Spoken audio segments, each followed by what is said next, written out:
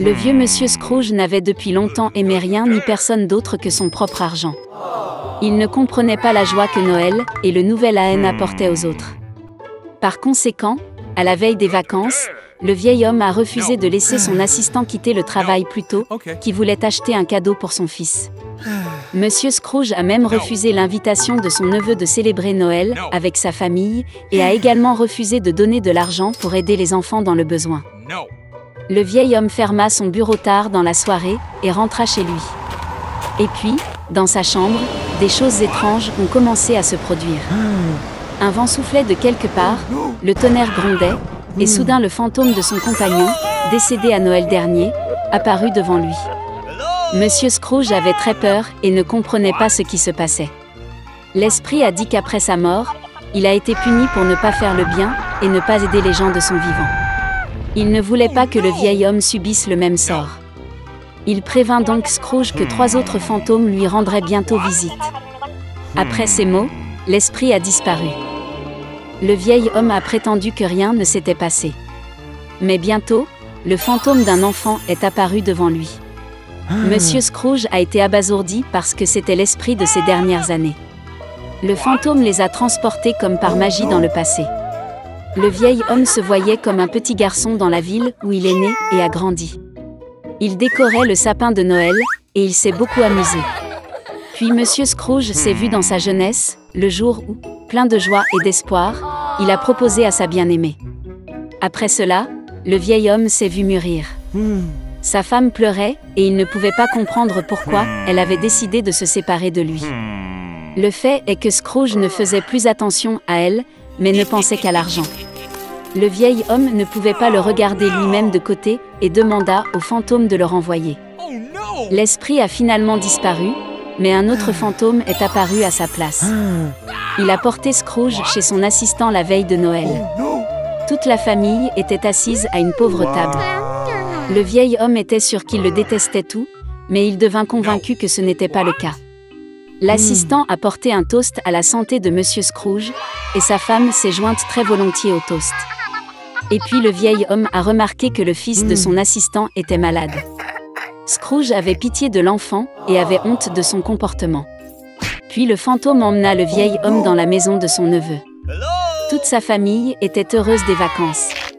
Plus important encore, ils ont laissé un siège à la table pour Monsieur Scrooge.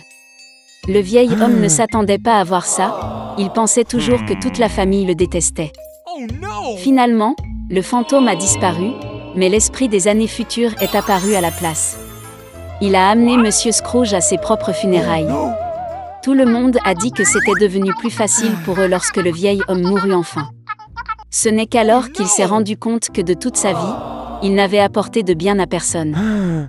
Puis Scrooge vit son assistant porter des fleurs sur la tombe de son fils. Le vieil homme ne pouvait plus le regarder et demanda au fantôme de le ramener. Le 3e esprit a disparu et Scrooge était de retour à la maison. Le vieil homme a finalement décidé de changer pour le mieux. Heureusement, il a constaté que le temps avait reculé de quelques heures. Monsieur Scrooge a décidé de ne pas perdre une minute. Il avait encore le temps de tout changer. Le vieil homme était sincèrement heureux de l'approche de Noël. Il a envoyé la dinde la plus chère et la plus grasse à la maison de son assistant. Scrooge a ensuite envoyé un cadeau au fils de l'aide et a fait don d'une énorme somme d'argent à une association caritative.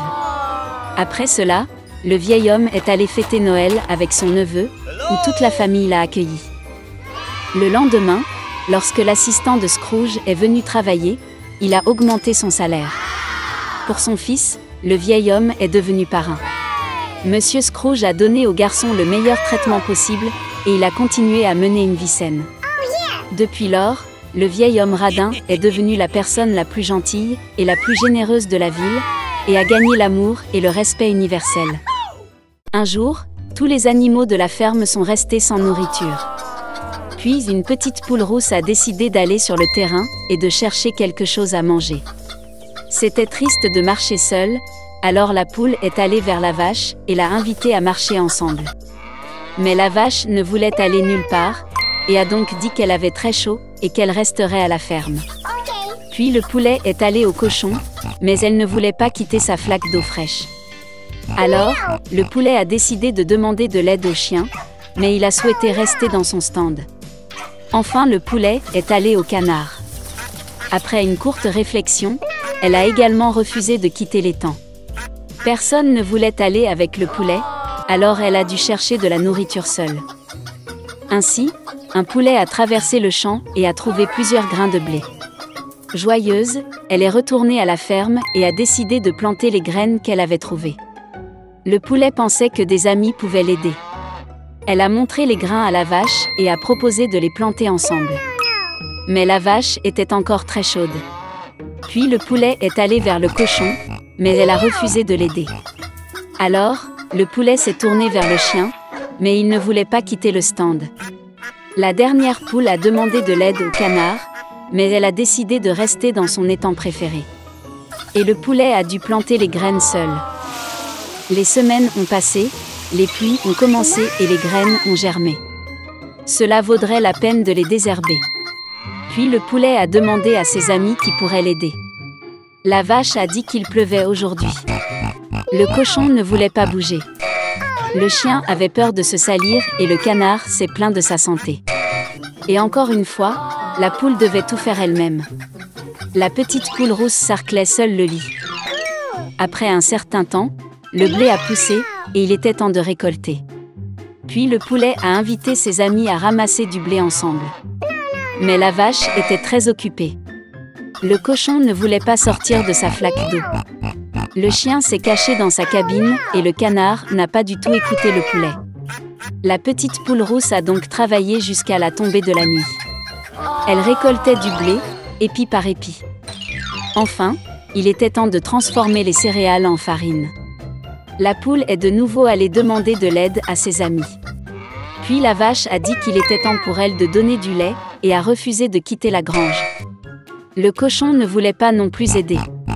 Le chien a dit qu'il ne savait pas faire de la farine et que le canard était très occupé à nager dans l'étang. Le petit poulet a haché le blé lui-même et l'a transformé en farine. Enfin, il est temps de préparer un délicieux pain. Le poulet s'est tourné vers ses amis pour obtenir de l'aide. Mais la vache n'avait pas le temps de travailler. Le cochon est trop fatigué pour aider. Le chien était occupé et le canard a dit qu'elle ne savait pas du tout faire du pain. Cette fois, le poulet s'est vraiment mis en colère. Elle est allée à la cuisine et elle a pétri la pâte avec la farine qu'elle a moulue. Elle l'a mis elle-même dans le moule, l'a envoyé au four et a attendu que le pain soit cuit. Lorsque l'arôme des produits de boulangerie frais se répandit, la poule sortit le pain du four. Elle est sortie dans le jardin, s'est assise à table et a appelé ses amis. Voyant du pain frais, tous les habitants de la ferme se pressaient autour du poulet. Ils voulaient tous bien manger. Mais la poule a dit qu'elle ne partagerait pas avec ses amis. Après tout, elle a fait le pain elle-même, et donc seule elle méritait de manger. Et avec un grand appétit, le poulet a commencé à picorer le pain. Mais elle ne pouvait pas accepter le fait que ses amis avaient faim. Ensuite, le poulet a décidé de partager de la nourriture, mais seulement si ses amis promettent de continuer à l'aider dans tout.